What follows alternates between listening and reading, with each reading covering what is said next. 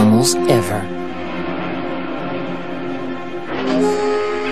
And then, 65 million years ago, in a matter of moments, geologically speaking, they disappeared. It is one of the greatest mysteries of science. What happened? Was it a catastrophic change in the Earth's climate? A sudden upsurge in volcanic activity? Disease? Or something else altogether?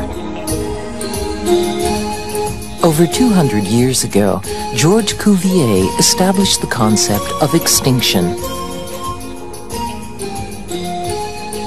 Mastodons and other animals such as saber-toothed tigers had gone extinct, he argued, and this idea paved the way for the study of even earlier plants and animals.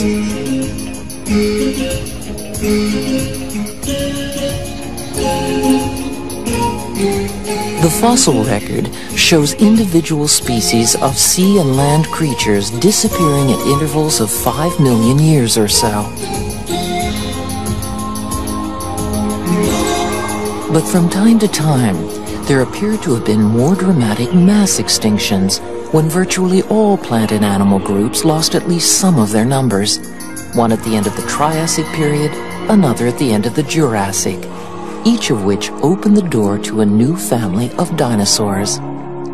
And then at the end of the Cretaceous period, there came one final extinction that ended the reign of the dinosaurs for all time.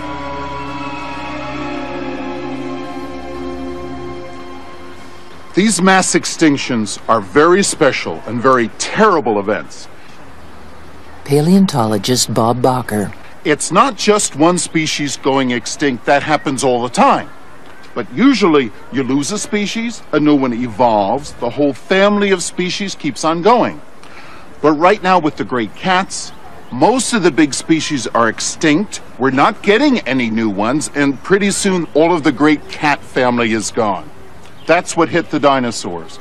The families of dinosaur species died out, no new species were formed, and they were gone. It was a horrendous geological crime. Who is exterminating the great species again and again and again?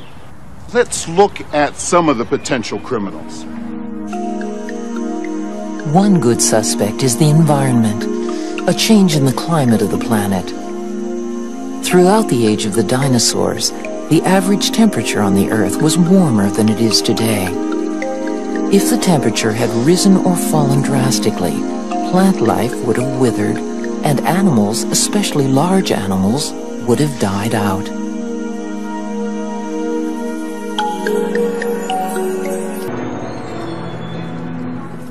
Back in the 1970s, I was working in Italy with a group of other geologists and geophysicists on a project that had nothing to do with the dinosaurs. We were measuring, we were dating the reversals of the Earth's magnetic field that were recorded in a series of rocks that had been deposited on the floor of the ocean, one after the other like this, sort of made a book of Earth history. And while we were doing that work, we kept walking past this very intriguing layer of clay, and so I cut out a piece and brought it home. You can really see what's going on here. This layer is the top bed of the Cretaceous. This corresponds in time to the last times that the dinosaurs were alive. And this bed up in here is the first bed of the Tertiary, which is after the dinosaur extinction was over. And in between them is this layer of sort of red and green clay. And it seemed as if that had to be telling us something. So I cut out this piece of rock and brought it home, and not only was it interesting to me, I showed it to my father. It was interesting to him too, and we decided, let's see if we can find out what is responsible for that clay. Walter's late father, Nobel Prize-winning physicist Luis Alvarez, started by trying to date the clay layer to see how long it took to accumulate. What he found was the first clue to the impact theory. The clay was found to contain huge amounts of cosmic dust, specifically a platinum-like metal called iridium. Alvarez knew that while iridium is rare on the surface of the Earth, it is abundant in asteroids and comets. It was evident, says Walter Alvarez, that a giant asteroid collided with the Earth.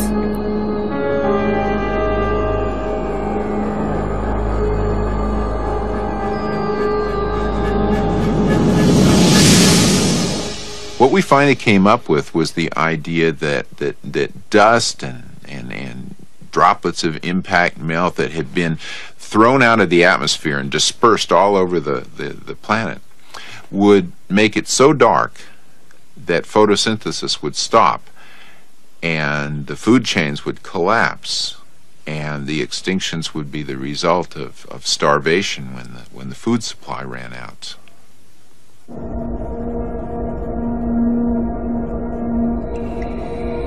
Within hours of the impact, according to the Alvarez group, a great cloud of dust began to envelop the Earth. Beneath the cloud, day turned to a permanent night. The food supply dried up. Dinosaurs and millions of other creatures perished in the cold and the dark.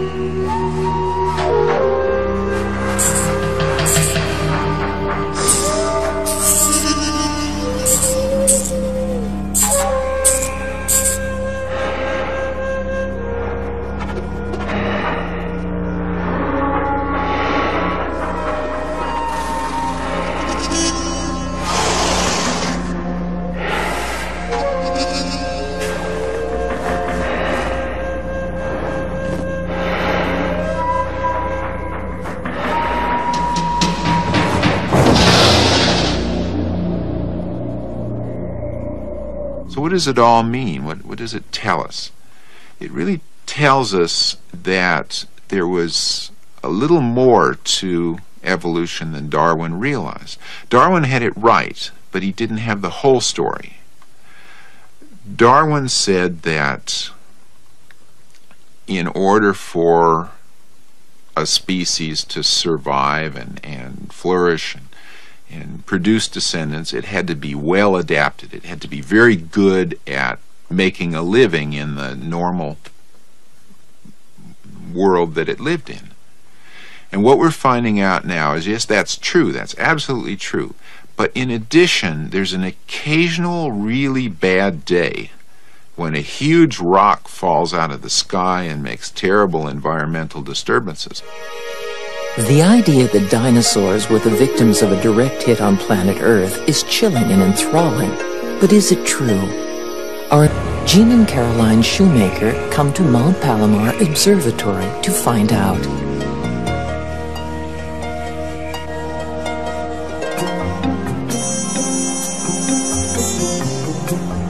The Shoemakers are leaders in a relatively new field of astronomy, one they virtually invented: asteroid hunting.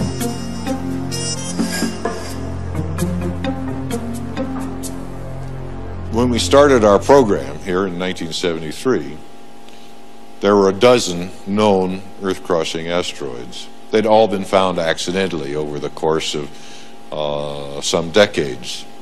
And we began a systematic search then to look for more of them. At the present time, we know over 110 Earth-crossing asteroids have been sighted. Picking asteroids out of the sky is slow work. The telescope is swung into position to photograph a precisely designated portion of the night sky. Each exposure requires several minutes of constant attention. 10, 11, 12, 13, Open. On 34 minutes, 15 seconds.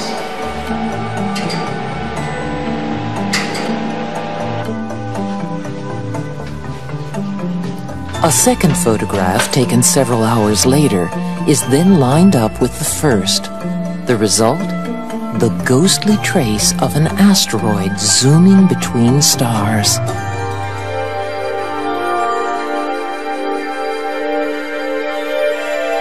This one was discovered by the Shoemakers in March 1989. It came within 500,000 miles of the Earth, less than twice the distance to the Moon. A near miss, but not an unusual one. The Shoemakers estimate that there are about 1,500 asteroids larger than 1 kilometer whose orbits cross that of the Earth. But Gene Shoemaker thinks something larger than an asteroid was responsible for the devastation 65 million years ago. The objects that make really big craters, 100-kilometer diameter craters or 150-kilometer diameter craters, that would produce a global catastrophe from the material that would be ejected and carried all around the Earth, those objects are probably chiefly comets.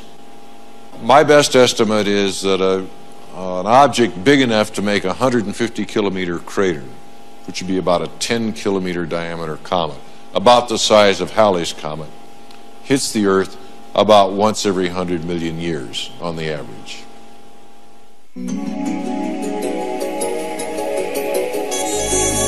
Asteroid or comet, if a huge ball of rock fell out of the sky, surely more than dinosaurs would have been affected. Here in Zumaya, Spain, more evidence to consider. A group of sea animals, totally unrelated to dinosaurs, disappears from the fossil record at the exact moment of the dinosaur extinction. Dr. P. And that distant peak on the horizon to be completely filled up with rock material. And further, imagine the space between the valley floor below us and an altitude of 6 miles filled up with solid rock. This enormous ball of rock will be rushing toward the Earth at 50,000 miles an hour, a speed that, if you were riding it, would take you from here to New York in under 3 minutes.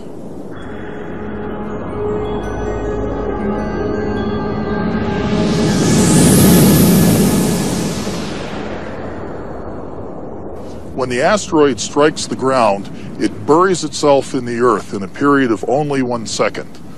It opens a crater, a hemispherical hole in the ground that reaches a diameter of 30 miles about 10 seconds after the impact occurs.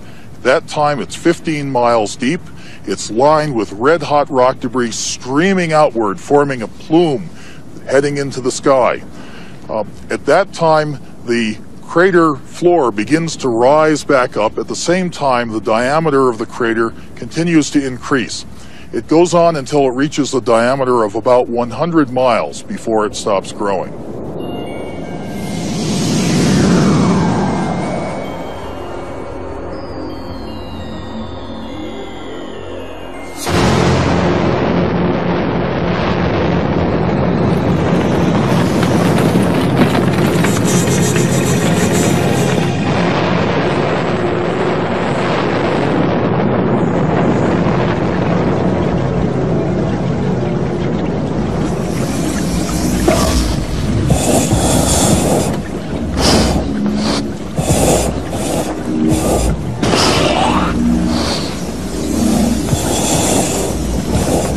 What happens next is really interesting. As the asteroid plunges into the ground, it creates pressures about equal to that of the Earth's core. Under those pressures, the asteroid and also some of the Earth rock melt and vaporize and expand back out of the crater as a plume or glowing cloud of very high velocity gas and dust. This cloud expands at velocities up to the Earth's escape velocity, sending the debris into ballistic orbits that eventually rain back all over the Earth.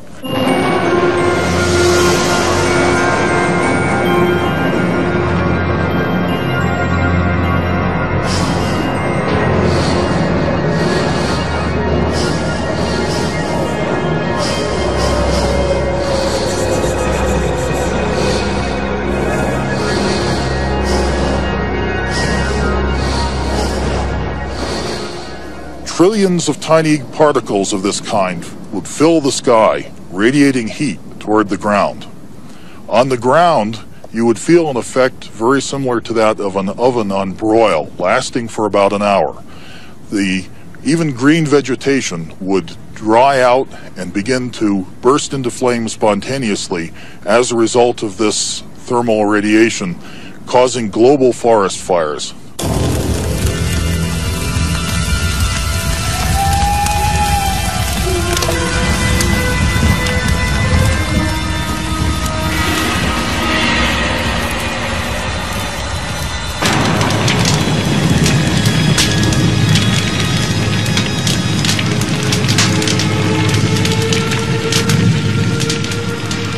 There is evidence that this actually happened.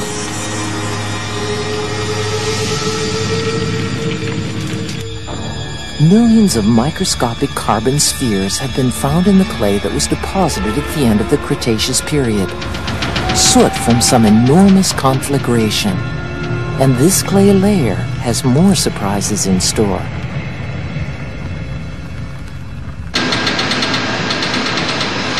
Gee, that's pretty neat.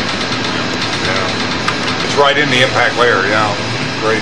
At the U.S. Geological Survey, Denver, Glenn Izett and his colleague Fred Littke use a laser to analyze rocks from the Cretaceous-Tertiary boundary.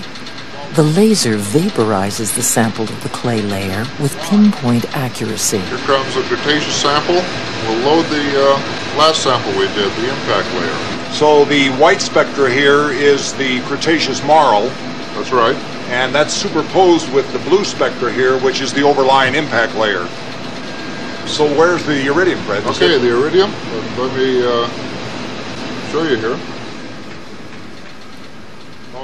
Iridium, rare on Earth but common in asteroids, is shot through the rock. In this sample from Colorado, the iridium is represented by the highest blue peak, and it is typical of hundreds of others found around the world. We have two isotopes approximately in the right order for their natural abundance. Izett finds that the clay also contains unusual, and he claims, significant grains of quartz.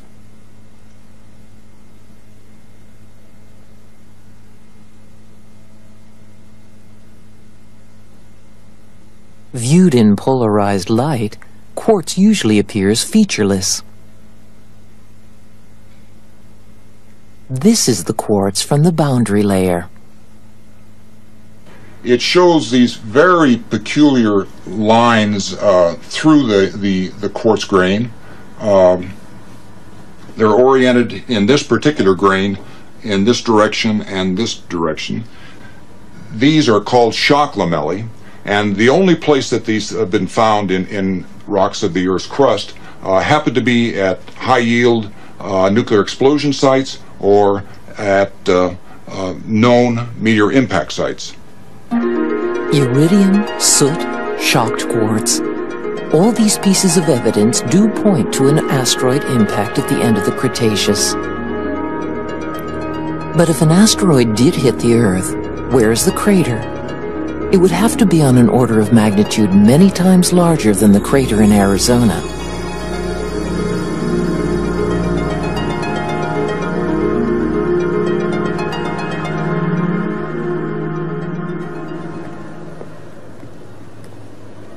Glenn Penfield is a petroleum exploration geophysicist. In 1978, he was working in the Yucatan. Muy buenos días, Capitán Boyle. Buenos días, Glenn Penfield. He was trying to find underground oil deposits for Pemex, the Mexican national oil company. In a series of aerial surveys, he measured faint variations in the Earth's magnetic fields. With luck, these would reveal oil-bearing structures beneath the surface. The work was straightforward enough. But as the survey progressed, something unexpected began to emerge. From the beginning, when we first collected data from the aircraft, I began noticing a pattern of extraordinary symmetry in the magnetic anomalies. Later we put these into a map, and the picture held up one of a zone of highly magnetic material, an enormous ring of very intense magnetic anomalies that you can see here on the map, about 70 kilometers across. Very, very strong gradients in the field. Further out, a ring of very subtle features with a diameter of about 210 kilometers. A similar sort of configuration of anomalies is visible in the gravitational data.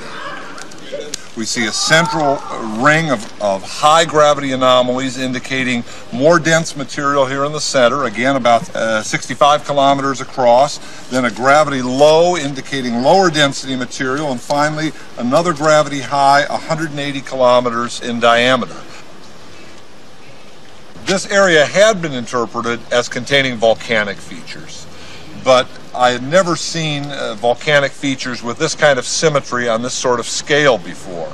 And it appeared to me that this had to be the result of a single event that at one time froze both the gravity and the magnetic fields in this highly symmetrical, highly ordered arrangement. And the most likely explanation to me was that of a gigantic meteor impact. There was no doubt that Penfield had discovered something.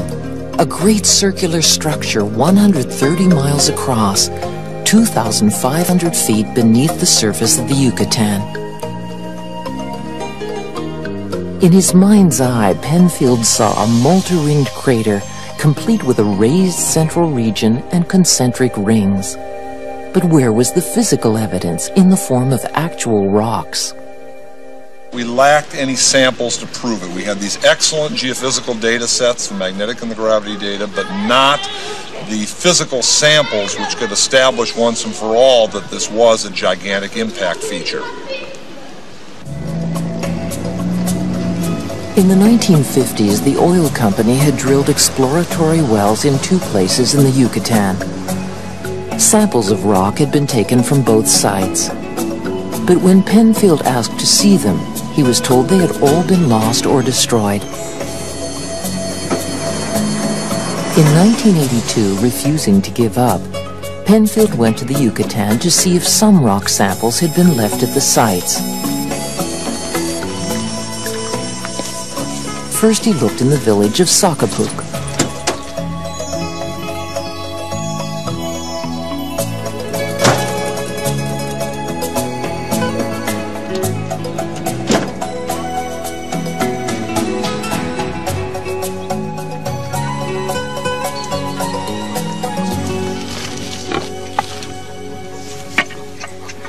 This is the Sacapuk #1 wellhead here in the middle of the village of Sacapuk. It was actually pretty easy to find. There were a lot more pigs when I was here a decade ago, and I dug both here and in the mud pit from the well that was drilled here, digging through quite a bit of pig manure that had been left for the last 30 years. In order to find the samples that might prove that this was an impact feature. This well was drilled to 1,500 meters, and for the first 1,000 meters it was just a monotonous sequence of white limestone rock. And then the well site geologist reported a broken up kind of greenish material for a substantial thickness, and then finally something that looked like glass. Appeared to be a volcanic sort of glass, is the way it was described. And it was for a sample of either one of those 2 rocks, either this broken up greenish material or the glass, that I had come here.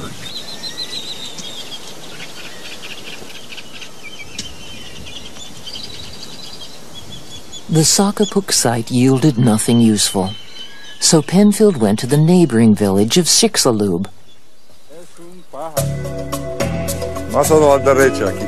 There, on the grounds of a ruined estate, he found a second drill site. Qué interesante.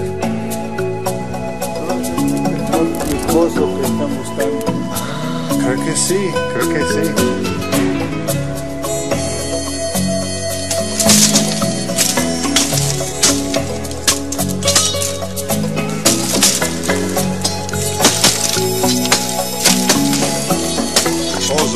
Chicxulub number 1. Total depth 1,581 meters, 620.52.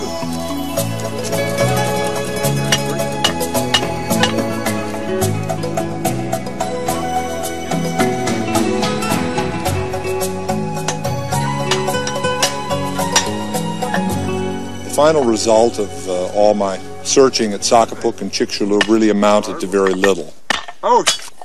I had a few samples of cement matrix with some shards of rock in it that may or may not have come out of the wells.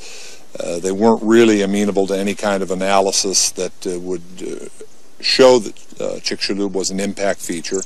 And so, for the time being, I was completely stuck. Penfield had come up empty. He wrote up his findings and went back to work looking for oil. In the meantime, the Alvarezes had proposed their asteroid theory. Now everyone was searching for the crater, but not in Mexico.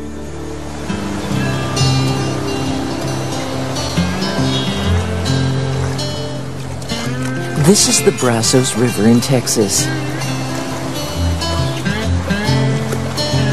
In 1987, Alan Hildebrand, then a PhD student at the University of Arizona, Tucson, had heard about the Alvarez impact theory and was conducting his own search for a likely crater.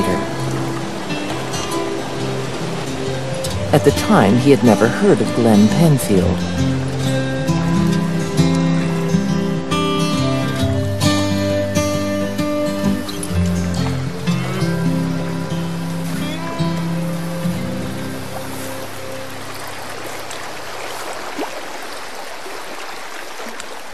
Today, the Brazos River here is about 200 miles from the Gulf Coast. 65 million years ago, the late Cretaceous sea covered this area. Here was about 500 feet deep. Along the banks of this river, we see the fossils of ammonites and other marine creatures that lived along with the dinosaurs and went extinct along with the dinosaurs at the end of the Cretaceous.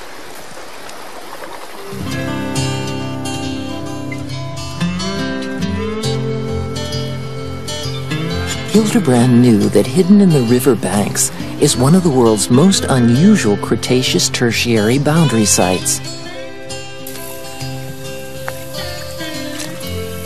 In most places, the Cretaceous and Tertiary rocks are separated by a very narrow clay layer, one that is no more than a half-inch thick.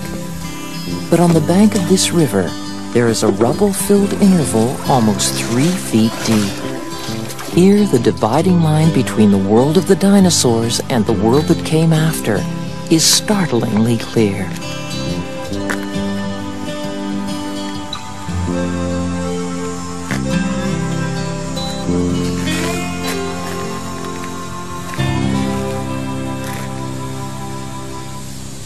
This outcrop shows the Cretaceous-Tertiary boundary section.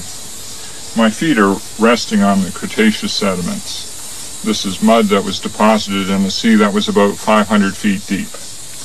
Here's the base of the Tertiary. From here upwards, we have sediments that represent a time when the dinosaurs were extinct. There's about 3 feet of sediment in between that indicates something extraordinary happened here. In particular, this lump of gray clay, which is a bit indistinct. You can see it goes around like so. This is a boulder about 3 feet across. Something happened that was able to uproot this gray clay from the Cretaceous seafloor and transport it and dump it here. Similar deposits of rubble like this occur all along the southern coast of North America at the Cretaceous-Tertiary boundary.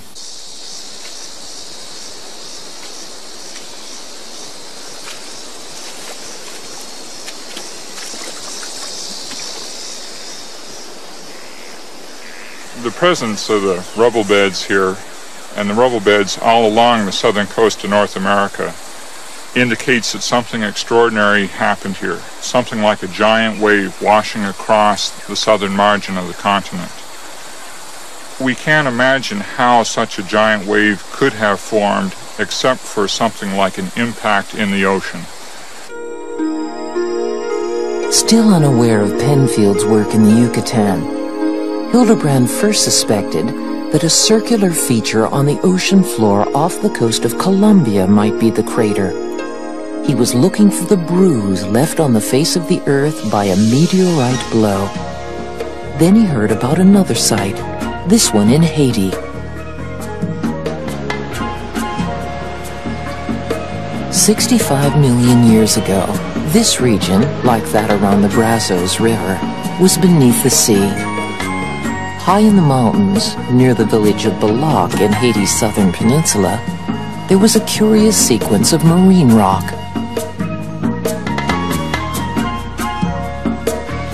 It was discovered by Florentine Maras, a native-born Haitian now at Florida International University, Miami. This is my site. That's the Balac Formation. The bottom two-thirds from the valley is Cretaceous, and above it, that's Tertiary.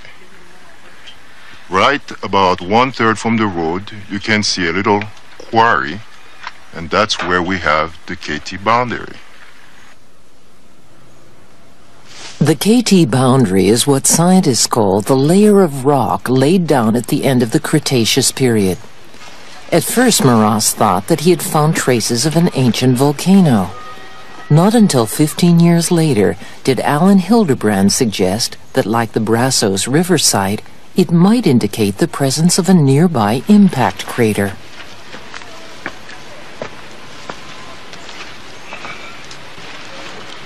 Okay, this is another piece of the boundary layer. As you can see here, it is very, very distinct. At the bottom, that's Cretaceous, and here that's the boundary, the so-called boundary layer. And we are going to take a sample to show you what it looks like. It was at this point, September 1990, that the Dinosaurs series itself played a small part in the story. Samples collected for our purposes proved to be of particular interest to both Florentine Maras and geologist Glenn Izett. Here's a sample of the rock that you see here being collected by Florentine Maras, and that the dinosaur production team was kind enough to bring back from Haiti. I've mounted the rock sample in plastic and then ground it flat so we can see what's going on with this in this rock. What really drew my attention is this zone here in the base of the sample, about 2 centimeters thick, of greenish black pellets. Seen under the microscope, the pellets had a curious and distinctive shape. They resembled tektites, droplets of molten material splashed out of the earth by an impact and then frozen into form. A drop of milk falling into a bowl creates the same forms as it splashes into the liquid beneath. Tektites in the boundary layer would prove that an asteroid impact occurred at the end of the Cretaceous period.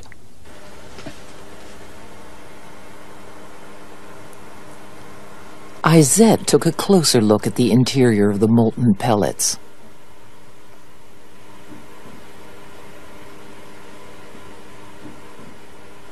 It turns out to be a black glass, real tektite glass. It demonstrates that there really was an impact at the Cretaceous-Tertiary boundary. Tektites have only been found associated with large asteroid or comet impacts. Meanwhile, Alan Hildebrand was still scouring the scientific literature, looking for word on circular features that would prove an impact once occurred.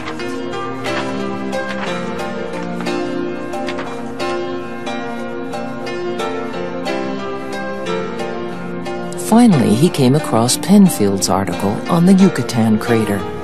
In it, Penfield mentioned the lost samples of rock. But where were they? Hildebrand persisted in his search. I wrote people, I called people, I talked to dozens of different people, and finally, with the help of colleagues, we got lucky, and I found that a set of samples had been sitting in New Orleans for the last 20 years. In April 1990, Hildebrand passed the information along to Glenn Penfield, and Penfield paid a visit to the geology department at the University of New Orleans.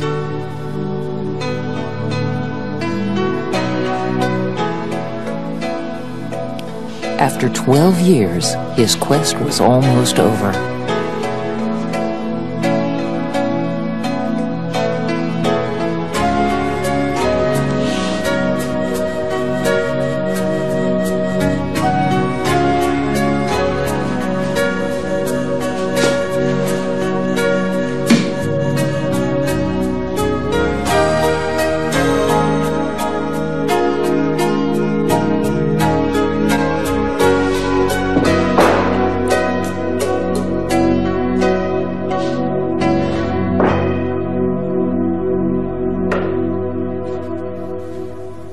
This is typical of the limestone rock present in the Yucatan No. 2 well.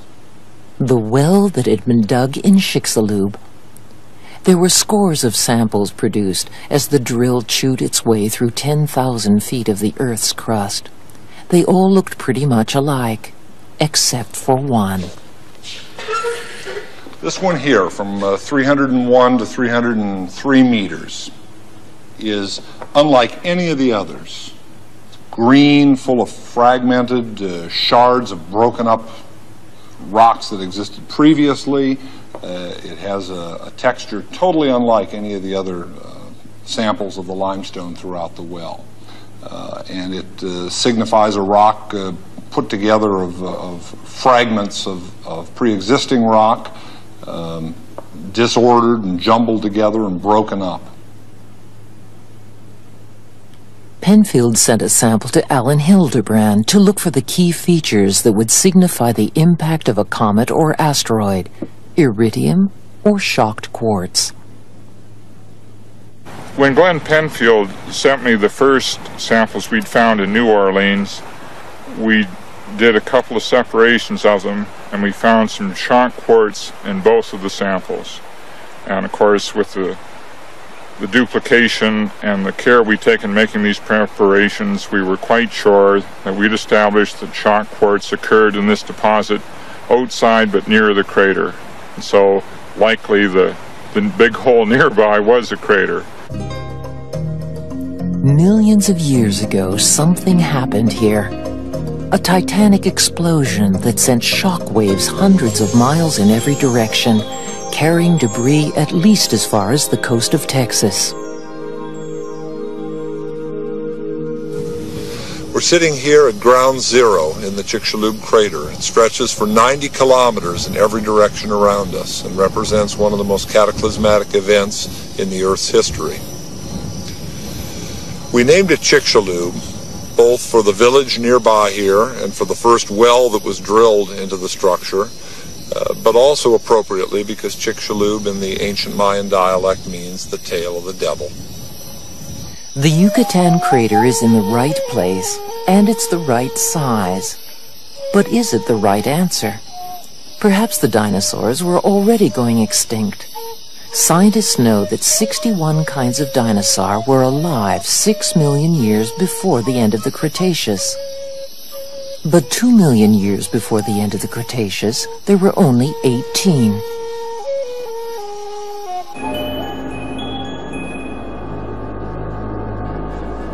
Recently, new evidence has come to light that something did indeed hit the Earth in the late Cretaceous period. Most paleontologists are reluctant to accept the idea that this event could have extinguished the dinosaurs. Okay. The asteroid theory. Does it explain the extinction of dinosaurs? There are problems. There is the frog problem. You see, there are thousands of species of tropical frog today, and frogs are immortal as family of species. They never suffer mass extinction. When the mammoths went extinct, the frogs survived. When the dinosaurs went extinct, the frogs survived. And frogs are very delicate animals, very delicate to climate change. If you smacked the Earth today with an asteroid, blotted out the sun, you would freeze frogs long before you'd freeze a big animal. What kills off big animals like dinosaurs or elephants? What does an elephant do that a frog doesn't? Elephants spread. Dr. Bakker points out that large land animals, such as elephants, travel enormous distances in the course of their lives. In this sense, dinosaurs resemble today's fast-moving beasts, capable of traversing large expanses of terrain.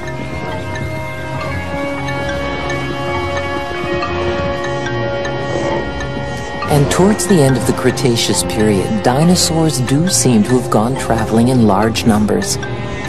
Newly formed land bridges connected previously isolated continents and made it possible for dinosaurs, if they wished, to walk from Mongolia to Montana.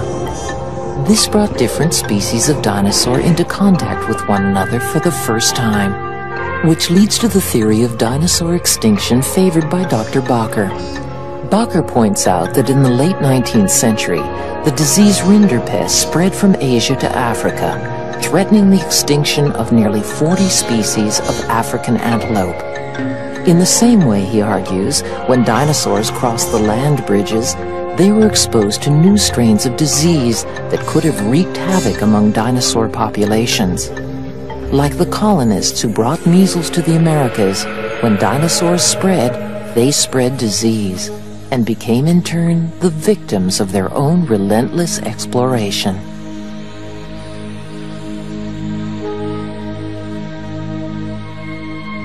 What caused the dinosaurs to vanish from the earth?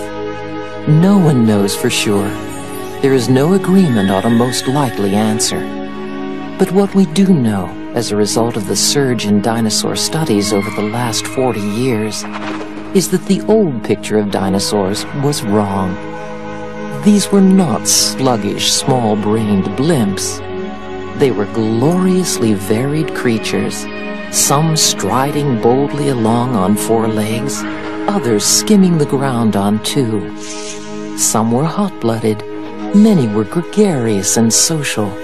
They traveled far and wide, armed and ready to do battle for food or to die in defense of their young.